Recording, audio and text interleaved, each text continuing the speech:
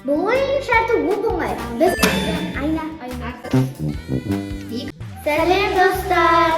Бүгін мен Асылай, сыныптасым Арсен және Жаннабай қызықты ойын ұйымдастырып жатырмыз.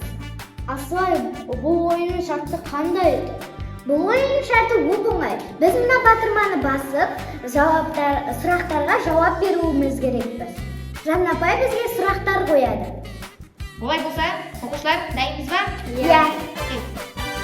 Сын есім нешеге бөлінеді және оны ата? 2. Қандай? Жоқ. Асылай, сенде жауап бар ма? 2-ге бөлінеді, негізгі және туынды. Дұрыс. Екінші сұрақ. Қазақ хандығын құрған хандар кімдер? Жәнібек пен Керей. Дұрыс.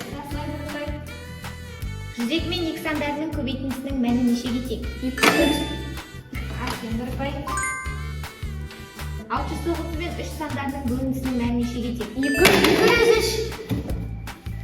Асылай Дұрыспайды. 900 пен 3 сандарының бөлінісінің мәні нешеге тең? 300. Арсен Дұрыспай. Ермексаз серпімді және серпімсіз дененің қай түріне жатады? Серпімсіз. Дұрыс. Арсен Дұрыспай. Таулардан өзен ағар жарқыраған, айнадай сәуле беріп жарқыраған өлеңі кімнің өлеңі? Ыбырай. Асылай бірінші басты негізі Асылай. Кім? Ыбырай Алтынсарин. Өлеңнің тақырыбы қандай? Өзен. Асылай Дұрыспай. Келесі сұрақ. Етістіктің сұрақтарын ата. Ішке Сұрақтарын. Сұрақ. Не істедің, не қойдың, қайтты. Келесі сұрақ. Жарықтың шағуына байланысты жатқан мысал енді. Айна. Келесі. 205 пен 2 сандарының көбейтіндісінің мәні.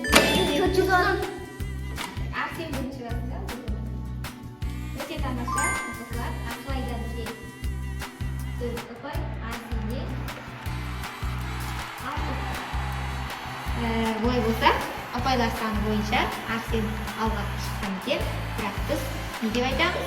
Достық жеңді деуге болады ма? Иә, болады. Көп сұрақтарда екеулеріңізде сіздер бірге жауап бердіңіздер. Бірақ біздер уақытқа байланысты да, мысалы, мына тетікті кім бірінші басады, сол бірінші сұраққа жауап береді деген сияқты.